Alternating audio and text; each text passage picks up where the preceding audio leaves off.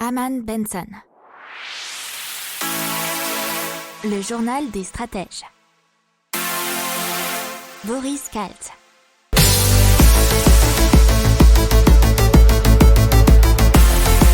Bonjour à tous et bienvenue dans le journal des stratèges pour l'intégrale tech. Allez, maintenant on part dans l'espace avec Share My Space qui ambitionne de cartographier les débris spatiaux. Et plus particulièrement de monter des stations d'observation qui permettront ensuite d'établir une cartographie des centaines de milliers d'objets qui polluent l'orbite terrestre.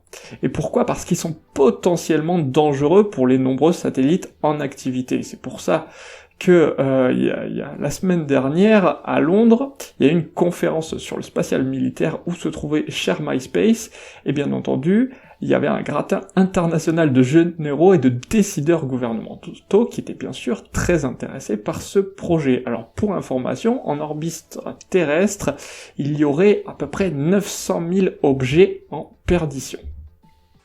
On parle décidément pas mal de Apple aujourd'hui, puisqu'il faut savoir que Apple a dernièrement renforcé les règles concernant le respect de la vie privée de ses usagers. Il est désormais possible sur ce système d'exploitation de bloquer toute possibilité pour une application de traquer les données de l'utilisateur, mais également de lister l'usage que font certains services de nos données personnelles.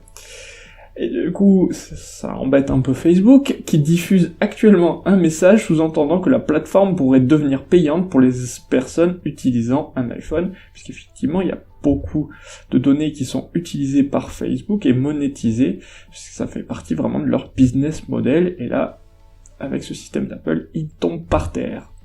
Alors maintenant, de diabète et de montres connectées avec l'Apple Watch, Apple qui aurait fait un partenariat avec Rockley Photonics qui est spécialisé dans les capteurs de santé. Ils l'ont annoncé avant leur introduction en bourse. Ça aurait été conclu depuis 2 ans et il court toujours aujourd'hui. L'analyse de la glycémie s'adresserait évidemment en priorité aux personnes diabétiques afin de mesurer leur taux de sucre dans le sang à tout moment de la journée et de détecter des signes de tension artérielle ainsi que le taux d'alcool dans le sang. Pour cela, il s'appuierait sur des capteurs afin de lire les flux sanguins et d'interpréter les données collectées en fonction des applications. On parle maintenant d'optimisation fiscale avec Amazon, qui ne paiera aucun impôt sur les sociétés en Europe en 2020, et on a appris ça via leur filiale qui s'appelle Amazon EUSARL, filiale européenne, qui a enregistré un chiffre d'affaires record de 44 milliards d'euros en 2020, mais ne paiera donc aucun impôt sur les sociétés. Il faut savoir qu'elle est enregistrée au Luxembourg, puisqu'elle déclare des pertes de presque 1,2 milliard d'euros sur l'année, et bien entendu, vous savez que les impôts sur les entreprises ne concernent que les bénéfices. Et comme elles ont fait des grosses, apparemment, dépenses d'infrastructures, et bien voilà, elles se retrouvent dans le négatif. Et la loi luxembourgeoise a même donné un crédit d'impôt de 56 millions d'euros en raison de ces pertes, qu'elle pourra utiliser avec des futurs profits et d'éventuels nouveaux impôts sur les sociétés. Alors ce crédit s'ajoute déjà à près de 2,7 milliards d'euros de pertes reportées des années précédentes. On parle de streaming musical avec Deezer qui fait une nouvelle acquisition puisqu'elle mise sur les concerts virtuels en investissant dans la start-up américaine DreamStage qui est spécialisée dans le live streaming, une solution qui a permis de diffuser depuis août 2020 plus de 50 concerts. Et qu'est-ce que ça permet ? Ça permet non seulement aux artistes de monétiser leurs concerts virtuels, mais aussi de multiplier leurs revenus avec du merchandising et de proposer des expériences VIP, mais aussi des collectes de dons. Le live streaming, c'est une industrie qui devrait générer 6,4 milliards de dollars à l'horizon 2027, selon Deezer. On vous parle donc de rétrofit. Les rétrofits, ça consiste à extraire le moteur thermique d'un véhicule pour le remplacer par une motorisation électrique. Et là, on vous parle plus particulièrement de Noil qui a été lancé en mai 2019 et qui se lance dans le rétrofit des scooters. Ils ont obtenu l'homologation pour rétrofiter le Solex il y a 3 semaines. Alors ils ont déjà une centaine de commandes pour rétrofiter des Solex, mais aussi 75 autres pour des Peugeot 103. Ils espèrent avoir l'homologation dans les prochains jours. Ils ont un réseau d'une quinzaine d'installateurs un peu partout en France. Alors la batterie, elle est installée sur le porte-bagages arrière, et le moteur électrique tient dans le même cylindre sur la roue avant que le prédécesseur thermique.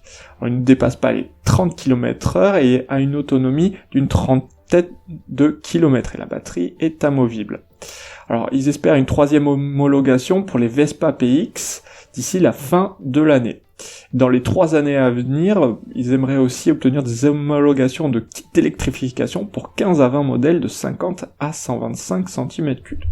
Le coût, c'est pour un Solex 499 € pour un particulier avec la prime de l'État déduite, pour une Peugeot 103 899 €, et pour convertir les 2 roues 250 d'ici à la fin de l'année, et 10 000 dans les 5 ans.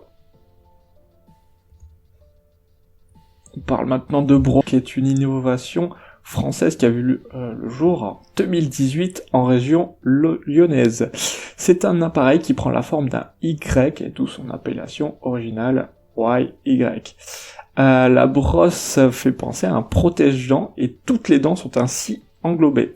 Et avec une pression sur un bouton de support, les 35 000 filaments de nylon, seul matériau efficace pour les filaments pour retirer la plaque dentaire, vont brosser simultanément les dents et les gencives. Il y a plusieurs modes de plusieurs secondes. Et en utilisant la brosse 2 fois par jour, il n'y aura besoin de le recharger qu'une fois au bout de 2 à 3 mois. Donc ça fait une super autonomie de batterie. Alors la brosse s'adapte à toutes les mâchoires et toutes les dentitions. Ils ont déjà 20 employés sur leur site, et les brosses sont fabriquées sur le site de production en France. Et il faut savoir que le prix est environ de 140 € au lieu de 180 d'habitude.